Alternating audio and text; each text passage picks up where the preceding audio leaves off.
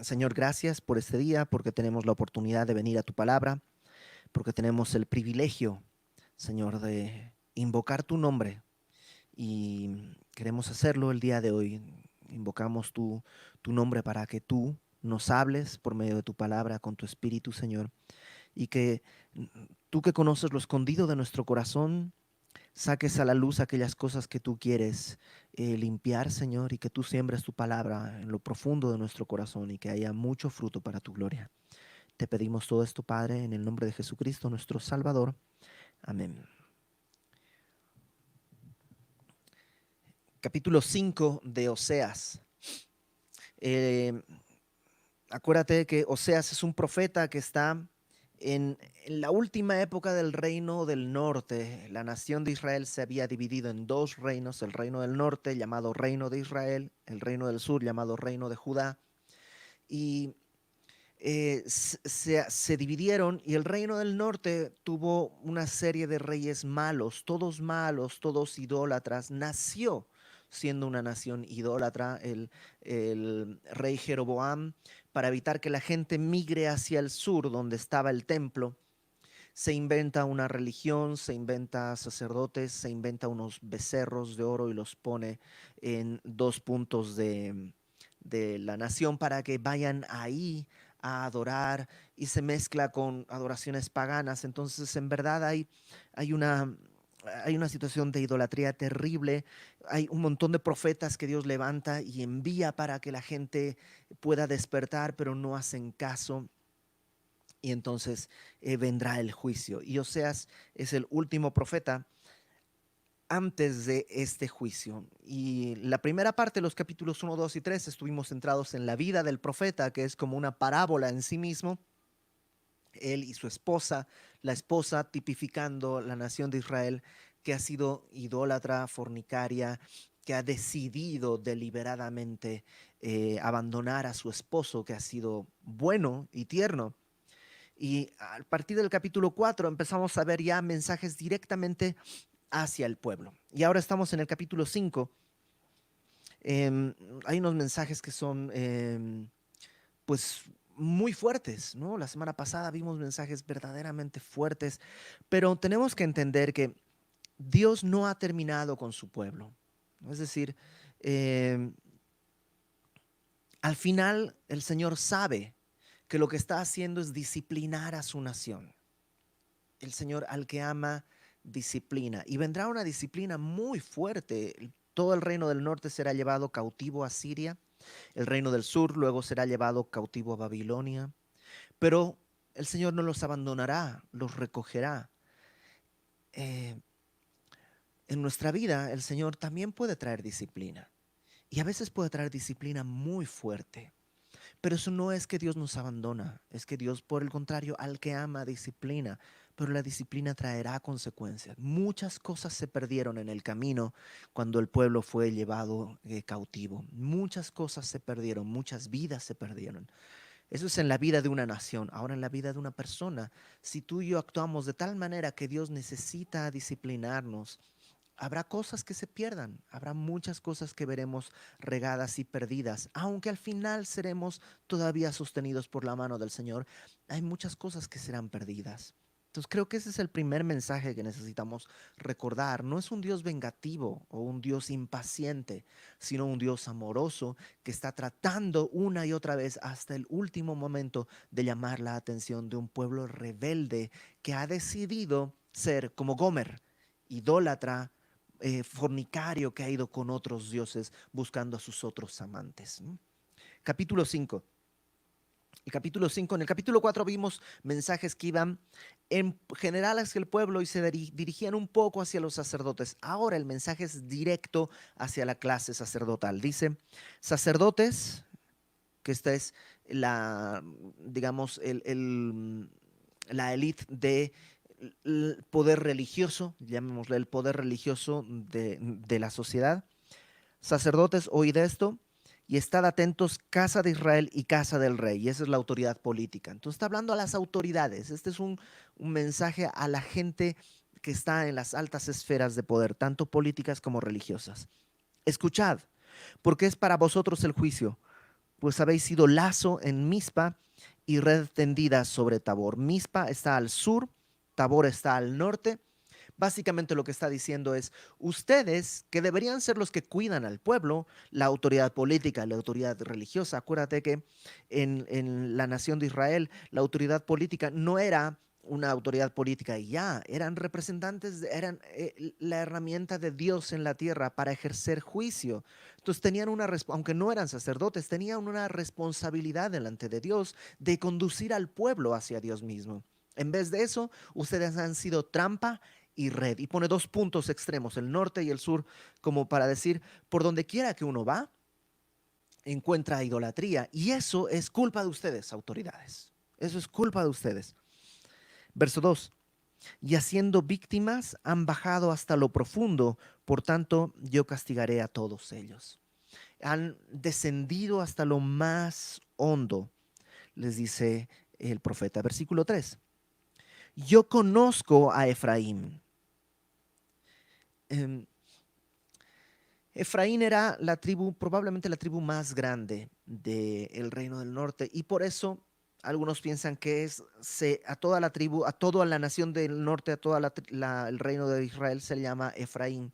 Pero esta semana, investigando algunas cosas, Vernon McGee, que es aquellos que lo conocen, el amigo oyente, porque siempre dice, estimado amigo oyente, ¿no? Vernon McGee, él dice que probablemente Efraín es un término de cariño que Dios usa para su pueblo. Es decir, sí son rebeldes, pero Dios los ama.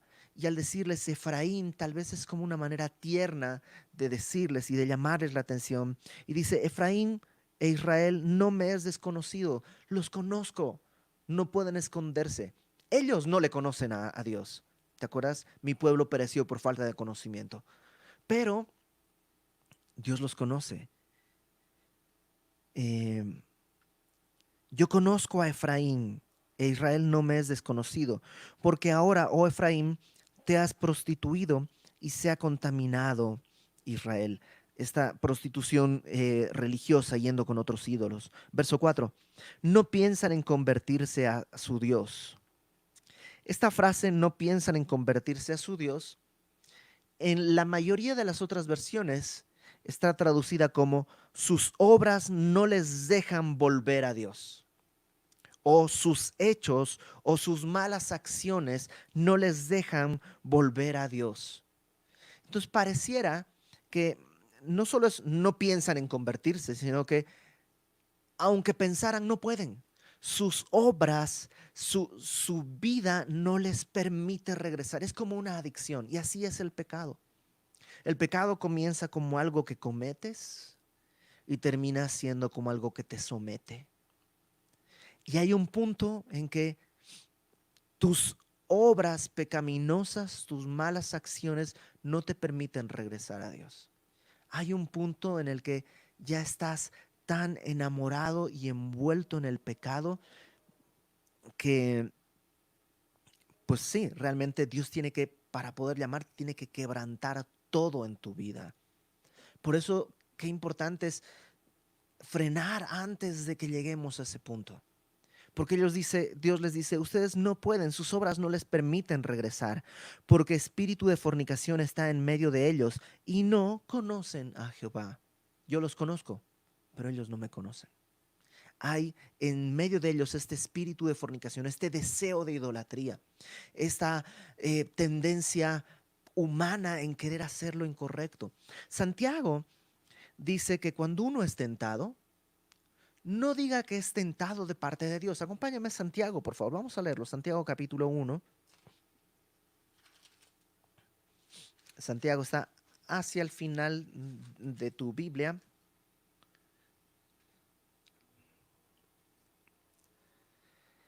En lo que se llaman las epístolas universales, porque no hay un público específico al que están dirigidas, sino en general. Y aquí en el capítulo 1 de Santiago, dice en el versículo 13, Santiago 1:13, cuando alguno es tentado, no diga que es tentado de parte de Dios, porque Dios no puede ser tentado por el mal, ni él tienta a nadie. O sea, nunca es culpa de Dios. ¿Has oído esa idea de que em, si Dios sabía que Adán iba a comer del árbol, del fruto del árbol, ¿no? Del conocimiento del bien y del mal, ¿por qué puso el árbol ahí? ¿No? Y es un poco como decir, Dios realmente fue el que tentó a Adán. Si Dios no hubiera puesto el árbol ahí, no hubiera habido problemas. Pero eso es echarle la culpa a Dios. Y Dios no es culpable. Adán quería saber la diferencia entre tener conocimiento entre el bien y el mal, y era muy evidente. Obedecer a Dios era bien, no obedecerle era malo. Era muy sencillo. Y Dios le había dado este árbol en el centro, no está escondido, en el centro, precisamente para que Adán no tuviera confusión, supiera esto es malo. Pero ¿qué pasó? Pues dice ahí Santiago, versículo 14. Cada uno es tentado cuando de su propia concupiscencia es atraído y seducido. Dentro de nosotros mismos está lo que dice Oseas, este espíritu de fornicación, es algo interno. Dentro de nosotros está este deseo de traicionar a Dios, este deseo de rebelarnos contra Dios. Está dentro de cada uno de nosotros. Pero a partir de que conocemos a Cristo, no necesitamos obedecerle a ese espíritu que está dentro de nosotros. No estoy diciendo que hay un espíritu literal dentro de nosotros como un demonio o algo así, sino esa concupiscencia. Nuestra concupiscencia, eh, dice, nos tienta, nos atrae, nos seduce, y entonces, cuando ya nos ha atraído y seducido, la concupiscencia, después que ha concebido, nos atrae, nos seduce, concibe, es como que se embaraza, digamos, se une, y luego da a luz el pecado, y el pecado siendo consumado da a luz la muerte. Entonces es toda una serie de pasos. Comienza con la atracción, la seducción, la tentación, y entonces, ¿no? Viene una tentación. En vez de rechazarla, la abrazo, y cuando la abrazo se concibe. Ya, la tentación está concebida en mi mente. Ya sé qué es lo que quiero hacer. Luego ya viene, se da a luz el pecado. Ya estoy armando todo para cometerlo. Y al final cometo el pecado y da a luz la muerte. Pero en este proceso, mientras antes detenga yo esta cadena, porque Dios me ha dado su espíritu, puedo ser libre.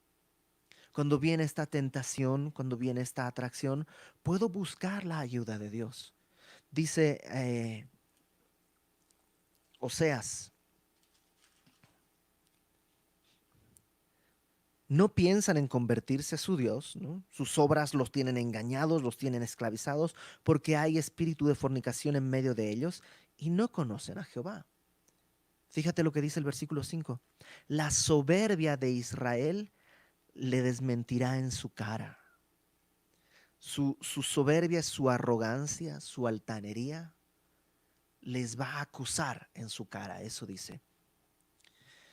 Híjole, ¿cómo digo esto? Ah, uno de los aspectos más arrogantes en el ser humano es no reconocer nuestra condición de pecadores. Cuando, y me ha pasado muchas veces he recibido gente que dice, sí, fue un error, lo reconozco, fue un error. Y muchas veces cuesta decirles, no, no, no, no fue un error, fue un pecado. Y hay veces que dices, sí, sí, todos nos equivocamos, todos nos equivocamos. Sí, pero cuando usamos la palabra equivocación es un símbolo enorme de altanería, porque la equivocación es involuntaria, el pecado no. Y a veces disfrazamos nuestro pecado diciendo, sí, me equivoqué, fue un error. No, no, no te equivocaste, pecaste. En tu corazón lo que pasó es que fuiste atraído, seducido por esa concupiscencia, se concibió, abrazaste el pecado y siendo consumado el pecado, ahora hay muerte. No es una equivocación, es arrogancia lo que ellos estaban viviendo en ese tiempo. Iban, sí, bueno, sí, tuve una equivocación, pero voy a llevar mi borreguito al altar, ahí está, aquí tenemos dos altares, voy a llevarlo, lo voy a y puros ritos religiosos. Y Dios dice, esa arrogancia es la que te va a acusar en tu propia cara. Qué fácil sería más bien decir, Señor, pequé contra el cielo, pequé contra ti. Porque Dios está dispuesto a perdonar, pero en arrogancia lo rechazamos cuando decimos, me equivoqué, fue un error. Y a veces, híjole, no, entre dos personas, dice, perdóname, me equivoqué. No, no, no, pequé contra ti, hablé mal de ti, pensé mal de ti. Es pecado cuando dejamos que ese tipo de términos humanistas invadan nuestro corazón, no solo nuestro vocabulario, sino nuestro corazón. Estamos dando rienda suelta a la condición que tenía el pueblo en el tiempo de Oseas. Y fíjate qué sucede. La soberbia de Israel le desmentirá en su cara. Israel y Efraín tropezarán en su pecado y Judá tropezará también con ellos. Lo que está diciendo es, Israel y Efraín, el reino del norte, ya van a caer. Ya, es un hecho. Solo falta tiempo. Y Judá, un siglo después más o menos, también tropezará y también por las mismas razones. Verso 6.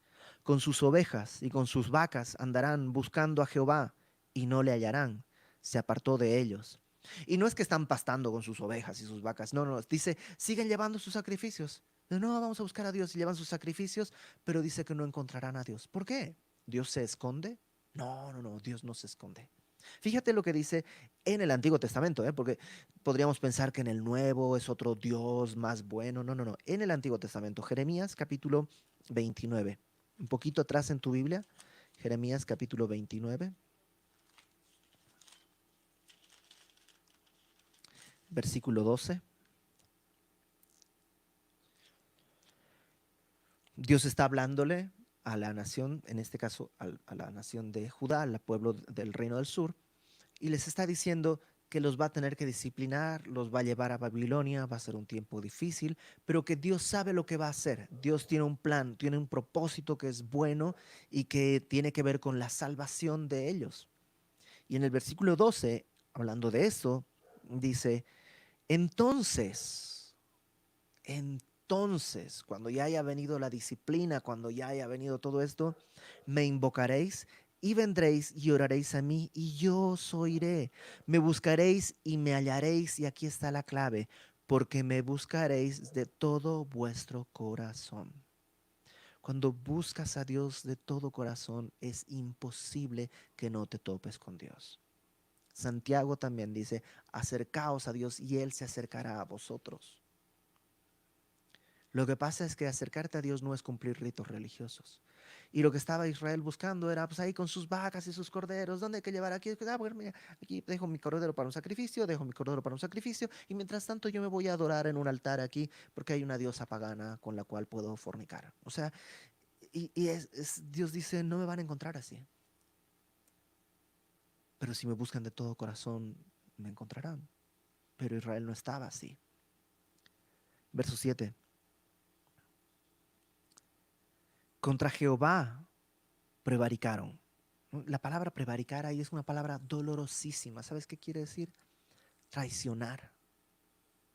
¿Te imaginas? Traicionar al Dios que te ha dado todo, ha dado tu vida, tu provisión, el cuidado. O sea, dice, con todo lo que les di me traicionaron porque han engendrado hijos extraños. La nación está tan corrompida que los hijos ni siquiera saben que son judíos. Adoran otros dioses, adoran otras cosas, ya ni saben.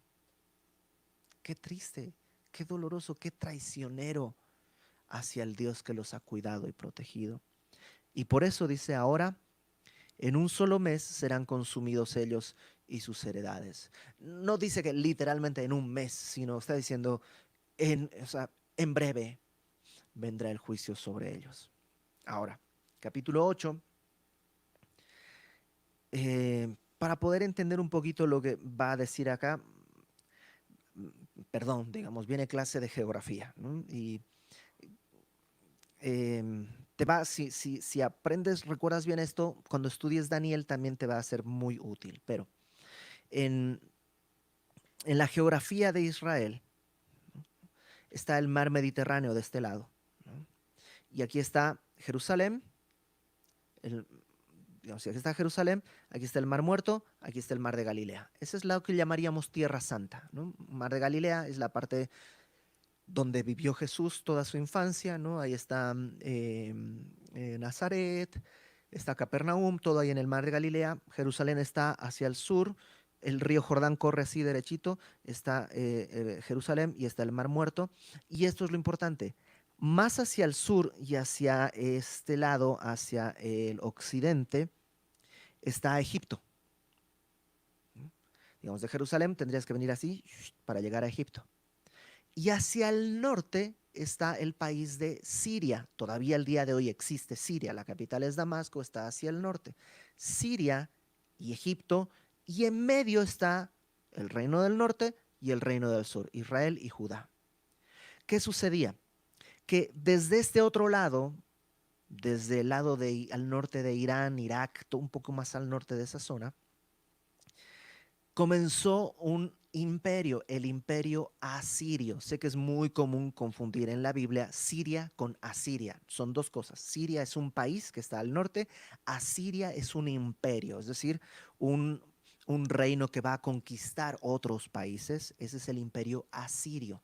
Entonces, desde allá viene el imperio asirio conquistando todo. Y Siria, Israel, el reino del norte, y Egipto van a buscar aliarse contra los asirios. ¿Qué hay en medio? El reino del sur. El reino del sur es como una mancha ahí que estorba esta alianza. Si el reino del sur entrara en esa alianza, tendrías Egipto, el reino del sur, el reino del norte y Siria como un bloque para defenderse contra los asirios. Pero el reino del sur no estaba en esta alianza. Por eso el rey Peca, no que pecaba, así se llama Peca, es el que también era pecador, pero digamos su nombre era Peca, junto con el rey Rezim de Siria, el reino del norte y el reino de Asiria, atacaron al reino del sur para poder pues conquistarlo y unirlo a esta alianza, pero no logran conquistarlo, ¿no? Y puedes leer Isaías capítulo 7, Segunda de Reyes 16, todo este tiempo, 16 y 17, Segunda de Reyes 16 y 17, es esta etapa en la que Siria y el reino del norte de Israel tratan de atacar a Judá para meterlos en esta alianza contra los asirios que vienen conquistando todo. Esta alianza no prospera, no logran conquistar el reino de Judá, no logran conquistar Jerusalén. Dios los cuida y, y un tiempo después los asirios conquistan, bueno, porque lo que hace el rey de Judá, espero no hacerlos bolas, ante esta amenaza es enviar un emisario al rey de Asiria, Tiglat-Pileser, y le dice, por favor, ayúdame, porque el reino del norte y Asiria vienen a invadirme. Y entonces Asiria, pues no solo se siente impulsada a ir más adelante y conquista Siria, conquista el reino del norte, pues ya entrados en gastos, más adelante va a intentar también conquistar el reino del sur. No podrá porque Dios va a intervenir milagrosamente. Eso lo estudiaremos en Isaías, espero pronto. Entonces, ese es el contexto. Esto se llaman las guerras Ciro-Efraimitas. Ciro-Efraimitas. Buscas así en internet, lo vas a encontrar. Son las guerras Ciro-Efraimitas, porque es de Siria con Efraín contra Judá. Entonces, ese es el contexto, eso es lo que pasó. Versículo 8. Tocad bocina en Gabaa y trompeta en Ramá. Estas dos poblaciones son ciudades del reino del sur, en la frontera, pero dentro del reino del sur, en la tribu de Benjamín, dentro del reino del sur. ¿Qué está diciendo? Sí, el reino del norte ya está determinado, va a caer en un mes, van a ser destruidos. Pero hay un anuncio también a Gabaa y a Ramá. Sonad alarma en Betabén, tiembla, oh Benjamín. ¿Por qué? ¿Por qué está diciéndoles también Judá, pongan alarma? ¿Por qué? Versículo 9. Efraín será asolado en el día del castigo. El reino del norte será llevado cautivo. En las tribus de Israel hice conocer la verdad, pero no lo escucharon, por eso serán llevados. Verso 10. Los príncipes de Judá fueron como los que traspasan los linderos. Derramaré sobre ellos como agua mi ira. ¿Qué había pasado una vez que pues el imperio asirio conquistó Siria y conquistó el reino del norte? El reino del sur aprovechó y también se expandió hacia arriba, quitándole terreno al reino del norte de una manera artera, porque son hermanos, pero aprovecharon esto para ir y conquistar más territorio. Y dice Dios, por esa voracidad, esa falta de misericordia, yo los voy a castigar también. Derramaré como agua mi ira. Efraín es vejado, quebrantado en juicio, porque quiso andar en pos de vanidades. Sí, o sea, la razón por la que estoy destruyendo al reino del norte, a Efraín, es porque quiso andar en pos de vanidades, de ídolos huecos. Pero también tiene un mensaje para el reino del sur. Yo pues seré como polilla a Efraín y como carcoma a la casa de Judá. La polilla es, pues es un bichito, ¿no? Un insecto creo, que se come la ropa, pero no se la come así de un instante para otro, sino que dejas ropa guardada y si entra polilla, no te das cuenta y un día abres el closet y pues, sale no solo polillas, sino ya no está toda carcomida la ropa, pero es a lo largo de un proceso. Y lo que dice es, sí, el proceso de juicio sobre Efraín ya comenzó. Como una polilla estoy carcomiendo toda la nación del norte. Pero a Israel también será como carcoma a la casa de Judá. La carcoma era la manera en la que eh, se desintegraba, más o menos como la polilla a la ropa, pero a la madera y a la carne. Era como un virus, no es un virus, es una bacteria, ándale, una bacteria que provocaba eso. Y es un proceso un poco más largo, pero, pero vendrá. Versículo 13. Y verá Efraín su enfermedad y Judá su llaga. O sea, van a ver el problema. Van a ver que ahí está la llaga, ahí está el problema, ¿no? O sea, está diciendo, sí, lo van a notar, lo van a ver.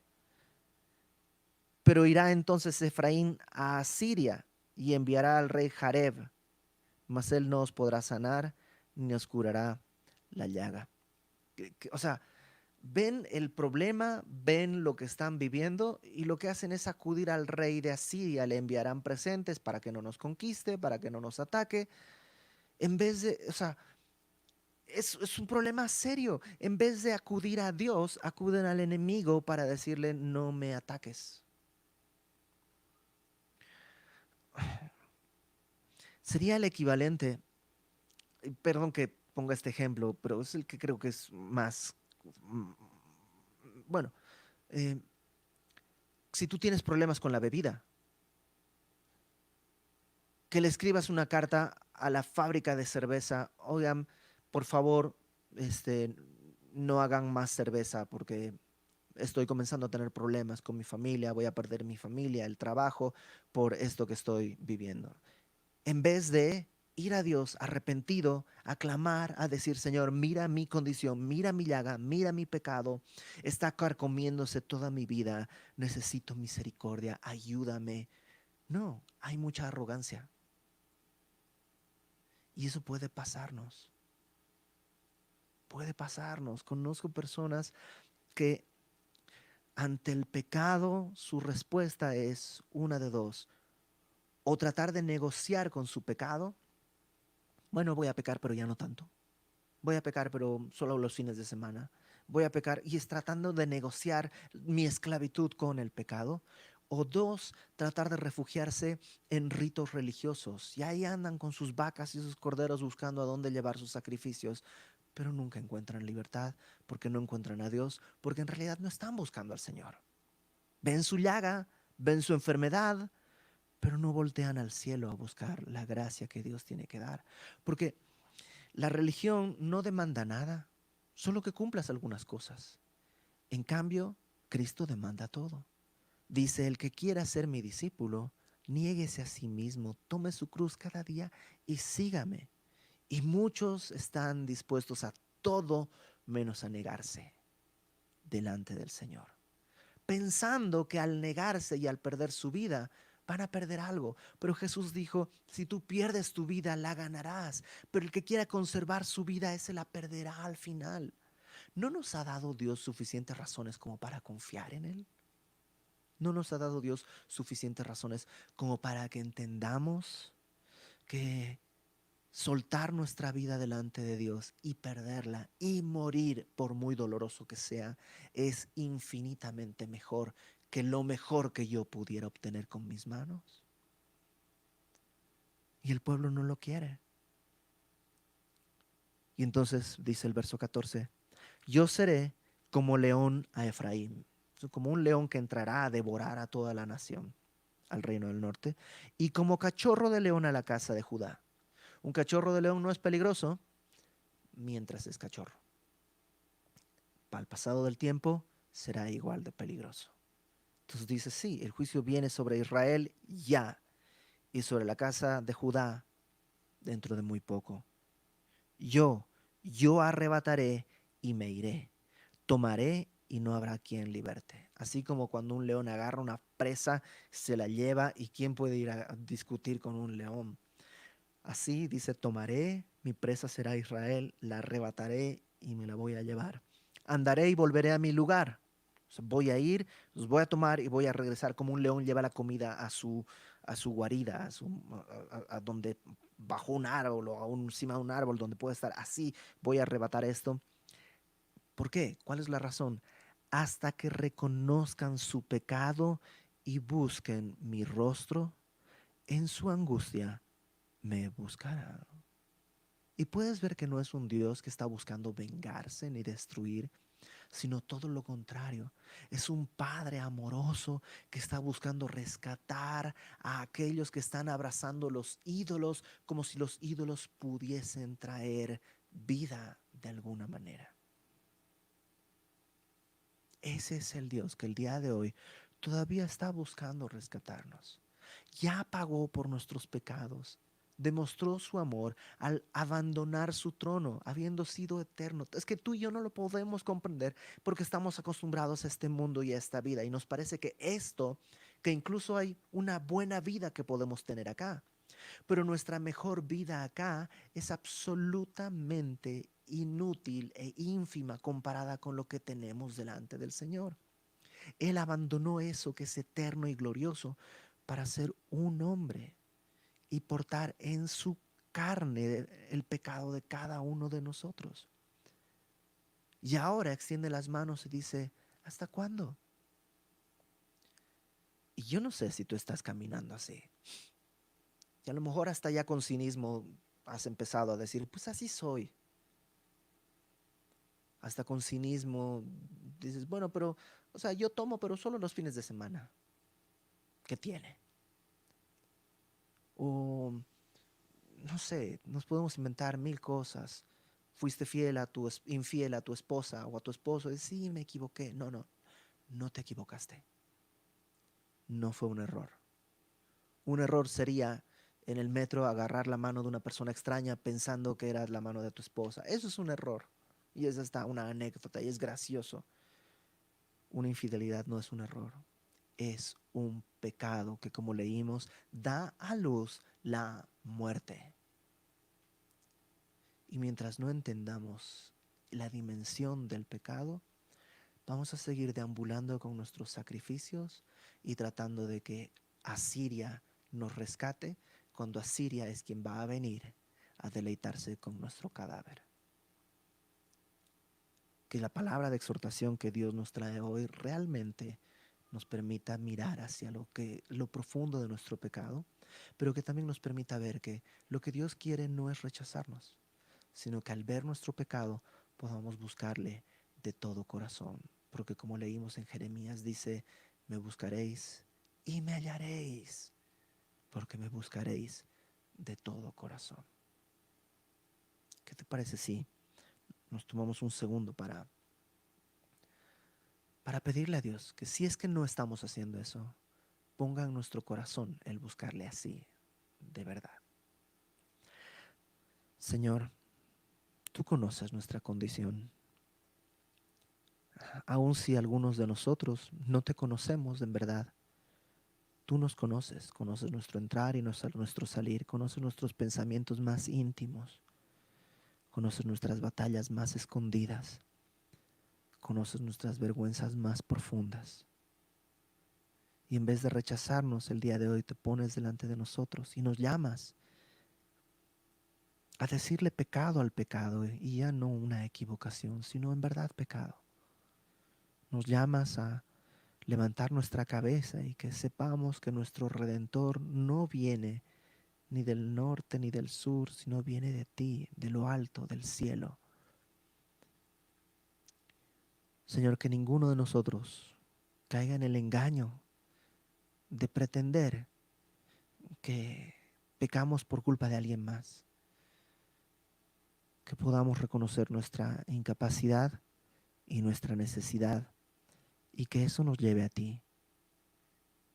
Trae, Señor, sobre aquellos pecadores que lo necesiten, trae una angustia profunda, Señor, profunda, amplia y verdadera, de modo que en la angustia podamos buscarte de corazón y así recibir el perdón de tu mano y una transformación que te glorifique.